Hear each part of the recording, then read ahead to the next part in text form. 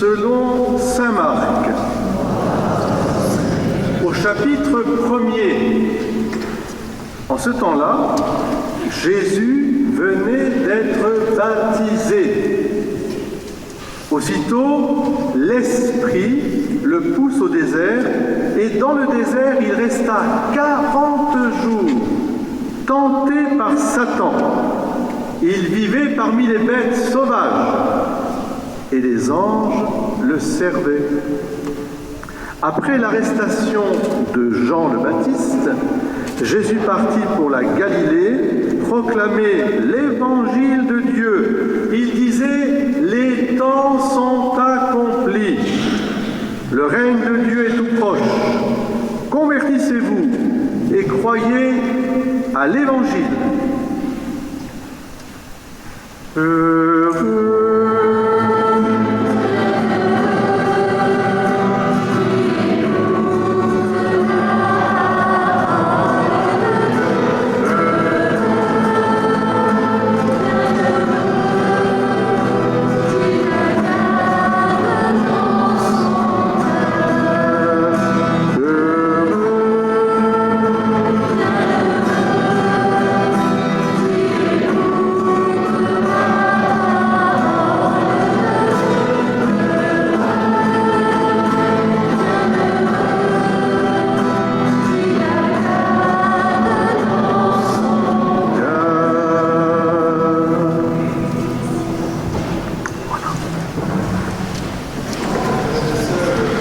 Soyez bénis en ce premier dimanche de Carême. Alors, Carême, c'est pas avoir une mine de Carême, on peut l'écrire d'une autre façon beaucoup plus profonde. Car aime ton cœur, aime Dieu de tout ton cœur, de toutes tes forces, de toute ton âme, et puis aime ton prochain comme toi-même. Les enfants, vous avez déposé vos cailloux avec vos noms, c'est nous tous qui sommes là, et c'est un chemin de Carême, parce que justement nous sommes aimés de Dieu, vraiment aimés d'une manière unique et irremplaçable, chacune et chacun d'entre vous. Alors, ma première question, est-ce que vous avez bien écouté l'Évangile? Oui? Les enfants disent oui, mais je m'adresse à vous. Est-ce que vous avez bien écouté l'Évangile? Alors on va voir, je vais vous interroger. Les enfants et les grands-enfants que vous êtes, qui est-ce qui pousse Jésus au désert? Les enfants, vous savez? Qui est-ce qui a amené Jésus au désert? Les enfants, c'est l'Esprit Saint. L'Esprit Saint. Pourquoi? Parce que Jésus se trouvait où avant d'aller dans le désert? Ah, bon, les grandes personnes. Et c'est dit dans l'évangile qu'on a. Alors, on nous dit, Jésus, après avoir été... Ah, et là, il a été baptisé où? Au Thor? Ah, où? Dans le Jourdain. Donc, le lieu du Jourdain, je vous rappelle, symboliquement, c'est la terre promise. Lorsque Moïse et le peuple hébreu ont franchi la mer rouge qui s'est ouverte, et pour eux, ils sont arrivés en terre promise, et Josué, après, a fait passer tout le peuple, parce que Moïse était décédé, il a fait passer le peuple dans le Jourdain.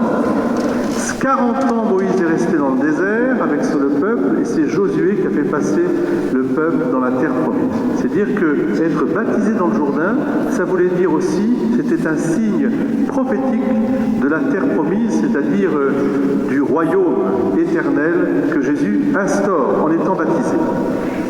Deuxième question, puisqu'on sait que c'est l'Esprit Saint qui a poussé Jésus au désert pendant 40 jours. Vous vous rendez compte? 40 jours. Et dans le désert, c'est un lieu de bénédiction. Alors, pourquoi? Parce que c'est un lieu où dans la nudité, je dirais, de nos moyens, Dieu parle à notre cœur. Et c'est au fond une invitation à une vie intérieure plus profonde pour nous dégager de tout ce qui est superficiel. Voilà le sens précisément du désert. Mais alors, dans le désert, il y a quelqu'un qui vient voir Jésus. C'est qui? Satan. Satan, on l'appelle le diable, on l'appelle aussi celui qui est l'homme de la division, plutôt l'ange de la division, on l'appelle celui qui met la zizanie partout. Il est celui qui amène la discorde, c'est-à-dire un cœur déchiré. Et alors, qu'est-ce que dit Satan à Jésus? Alors, ce n'est pas dit dans l'évangile d'aujourd'hui, mais l'évangile de Marc, c'est un évangile qui réduit la tentation de Jésus au désert. D'abord, Jésus y est conduit au désert par l'Esprit Saint pour être tenté. Alors les enfants, qu'est-ce que c'est que la tentation? Qu'est-ce que c'est qu'être tenté? C'est quoi la tentation? Moi, je m'adressais aux grandes personnes. C'est quoi? Être tenté. Alors, est-ce qu'il y a un autre synonyme de la tentation que vous connaissez? Être tenté. Réveillez-vous dans le désert. Alors, c'est moi qui vais vous dire, est-ce que être tenté, c'est péché? Non, être tenté, c'est pas péché. Être tenté, c'est... Voilà, très bien, tu as très bien répondu. Il a dit, c'est devant quelque chose choisir le bien ou le mal. Le choix du bien ou du mal. Ça, c'est la tentation. Et voyez-vous, Jésus a voulu être tenté. Parce que ça fait partie de la condition humaine. Tout homme est tenté. Parce qu'il est libre. Et parce qu'il est libre, il doit faire un choix. Et Dieu veut que nous allions à lui librement. En faisant le choix du bien, bien sûr, et en repoussant le mal. Alors, le diable, il cherche à savoir, et vous savez, les enfants, il va le tenter sur 3 choses. D'abord, 40 jours sans manger, vous imaginez qu'à la fin, il avait faim. Et alors, la première tentation de Jésus, c'est le diable lui dit, si tu es le Fils de Dieu. C'est-à-dire que déjà, là, vous connaissez la fable du corbeau et du renard. Eh bien, le renard, il va flatter le corbeau en disant que tu es beau, que tu chantes, etc. Eh bien, là, c'est la même chose. Le diable flatte Jésus en lui disant, si tu es le Fils de Dieu, alors tu peux tout faire. Et la première tentation, c'est quoi la première tentation? La première, tu peux changer la pierre en pain. Eh bien aujourd'hui, le Seigneur va répondre en disant, l'homme ne se nourrit pas simplement de nourriture terrestre, mais de toute parole qui vient de Dieu. Il cite l'Écriture. Et moi je vois derrière la tentation du pouvoir, de dominer les lois de la nature, on le verra, c'est un peu partout les mêmes tentations. C'est d'avoir du pouvoir, de se croire au-dessus des lois, changer une pierre en pain, comme si on pouvait changer les lois de la nature d'une manière arbitraire. Et aujourd'hui, plus que jamais, on doit être vigilant parce qu'entre le transhumanisme, le gender et toutes les autres théories, eh bien, on voit bien que c'est la même tentation subtile qui est donnée devant les hommes. Le diable ne se décourage pas, puisque Jésus a répondu avec une parole de l'Écriture. Il est très subtil, le diable. Il va citer lui-même l'Écriture. Il va emmener Jésus en haut du temple. Et là, il va lui dire quoi? Cécile, si tu es le Fils de Dieu, jette de la chair comme le Père Gabriel, là, et les anges te porteront. Il cite le psaume 90. Le diable connaît l'Écriture. Là, c'est une autre tentation aussi, c'est ce qu'on appelle, eh bien, Jésus va lui répondre, tu ne tenteras pas Dieu. Tu ne te mettras pas à l'épreuve, tu ne mettras pas à l'épreuve Dieu. Tu ne seras pas présomptueux, tenter Dieu. Mais c'est la même chose. Si tu es fils de Dieu, tu as du pouvoir, tu peux faire ce que tu veux. Hein? Tu peux voler. En fait, la loi de la pesanteur, eh bien, elle nous concerne tous. Il faut être petit, il faut être des humains, profondément humains, avoir les pieds sur terre, ne pas s'envoler en l'air pour se dire « moi je peux faire tout ce que je veux ». Non, il faut rester petit et humble. Vous voyez les enfants, il faut préférer être à sa place, ne pas vouloir des grandeurs, parce que c'est une tentation aussi ça. Et puis alors, évidemment, le diable, là, il n'en peut plus, et il va aller chercher Jésus, il va le prendre et le mettre sur la montagne, quelle, on ne sait pas. Et là, sur le haut de la montagne, qu'est-ce qu'il va faire? Là, le diable, il va sur la montagne, il va dire, écoute, maintenant ça suffit, c'est moi, je suis Satan, si tu m'adores, tu te mets à genoux, je te donnerai tout du monde, tous les pouvoirs, toutes les puissances, tous les empires. Vous savez, cette tentation, elle est bien présente encore aujourd'hui, hein, quand on voit les guerres qu'il y a et les gens qui veulent gouverner, qui veulent dominer le monde. Eh bien, on peut dire que ce sont des tentations diaboliques, bien sûr.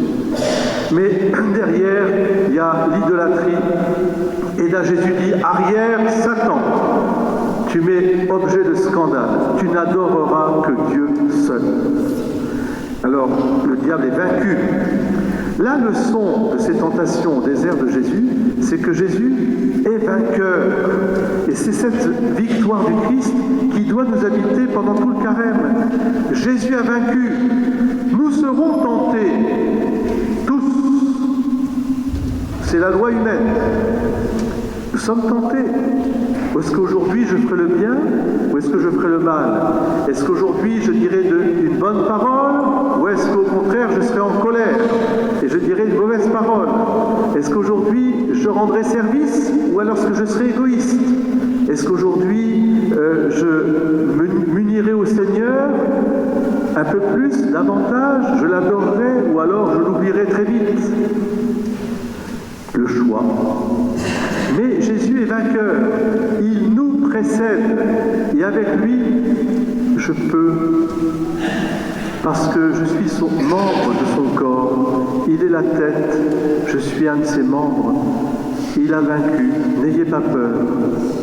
Et les anges qui le servaient, ils sont avec nous aussi. Et la Vierge Marie est là aussi. Et aujourd'hui, une sainte que nous fêtons, Bernadette, elle est là aussi. Une bonne fête aux Bernadette que nous connaissons. Elle est là aussi. Et vous savez, Bernadette, elle-même, qui a vu la Vierge Marie, a été tentée. Et elle disait, au lieu de nous raconter des histoires un peu, comment dire, extraordinaires des saints, on ferait bien de nous raconter comment ils ont vaincu leurs défauts. Ah, je trouve que c'est très bien ça. Comment lutter contre nos défauts, nos petits démons, vous savez, qui sont là. Comment lutter? C'est ça le sens profond du carême.